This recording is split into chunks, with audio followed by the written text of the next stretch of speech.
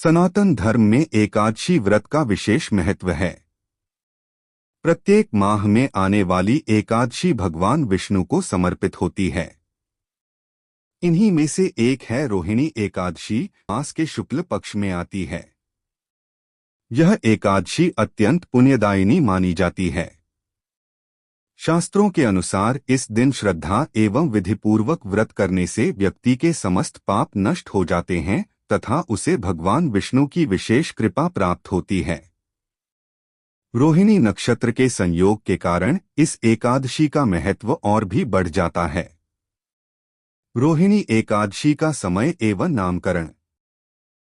रोहिणी एकादशी वैशाख मास के शुक्ल पक्ष की एकादशी तिथि को मनाई जाती है, जब चंद्रमा रोहिणी नक्षत्र में स्थित होता है। रोहिणी नक्षत्र को अत्यंत शुभ माना गया है। इसी कारण इस एकादशी को रोहिणी एकादशी कहा जाता है।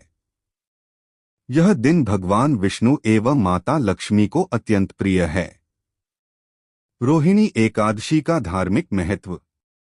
धार्मिक ग्रंथों के अनुसार रोहिणी एकादशी का व्रत करने से समस्त पापों का नाश होता है, दरिद्रता दूर होती है, घर में सुख, शांति और समृद्धि आती है, रोग, कष्ट और मानसिक तनाव दूर होते हैं, मोक्ष की प्राप्ति होती है। भगवान विष्णु स्वयं इस व्रत को करने वाले भक्तों को अपने लोक में स्थान देते हैं। यह व्रत विशेष रूप से वैष्णव परंपरा में अत्यंत पूजनीय है। रोहिणी एकादशी की पूजा विधि। प्रातःकाल की तैयारी। ब्रह्म मुहूर्त में उठें, स्नान कर स्वच्छ वस्त्र धारण करें, घर के मंदिर या पूजा स्थान की सफाई करें, व्रत का संकल्प लें। संकल्प मंत्र। सरल रूप। मैं रोहिणी एकादशी का व्रत भगवान श्री विष्णु की कृपा प्राप्ति हेतु कर रही हूँ। पूजा सामग्री। भगवान विष्णु या श्री कृष्ण की प्रतिमा, चित्र, पीला वस्त्र, तुलसी दल, पीले पुष्प, दीपक, धूप, गंगाजल, पंचामृत, फल और मिठाई, बिना अन्न की। 3 पूजा विधि। भगवान विष्णु का गंगाजल से अभिषेक करें, पंचामृत से स्नान कराएं, पीले वस्त्र अर्पित करें, तुलसी दल अर्पित करें, अति आवश्यक फल नैवेद्य चढ़ाए, दीपक और धूप जलाए, मंत्र जाप करें। मंत्र ओम नमो भगवते वासुदेवाय 108 बार। कथा एवं आरती। एकादशी की कथा सुने या पढ़े। विष्णु सहस्रनाम का पाठ करें। अंत में भगवान विष्णु की आरती करें। रोहिणी एकादशी में क्या खाएं? व्रत में सेवन योग्य फल, केला, सेब, पपीता, दूध, दही, मखाना, साबूदाना, सिंघाड़े का आटा, आलू, सेंधा नमक में, मूंगफली निषिद्ध वस्तुएं, चावल, गेहूं, दालें, साधारण नमक, प्याज, लहसुन। मांसमदिरा व्रत के प्रकार। निर्जला व्रत, जल भी नहीं लिया जाता। फलाहार व्रत, फल व दूध लिया जाता है। एक समय भोजन, शाम को फलाहार। व्यक्ति अपनी क्षमता अनुसार व्रत कर सकता है। रोहिणी एकादशी पर दान का महत्व।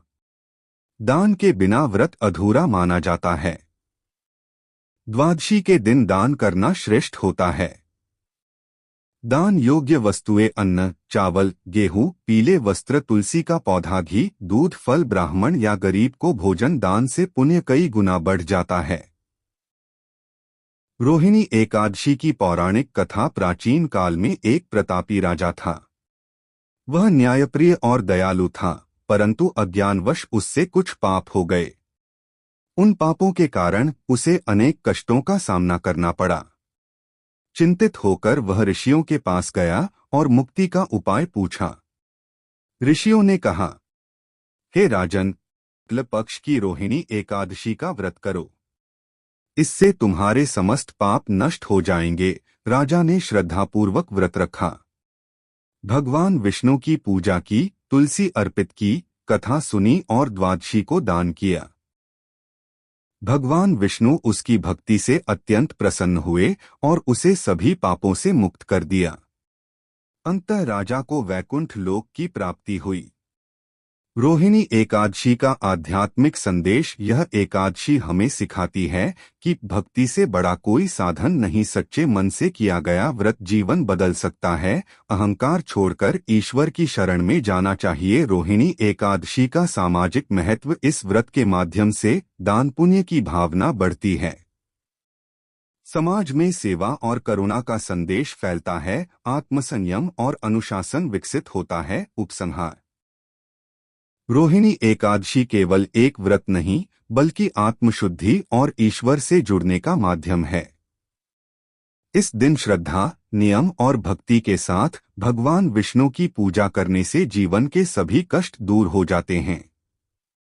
यह व्रत मनुष्य को धर्म, करुणा और मोक्ष के मार्ग पर अग्रसर करता है।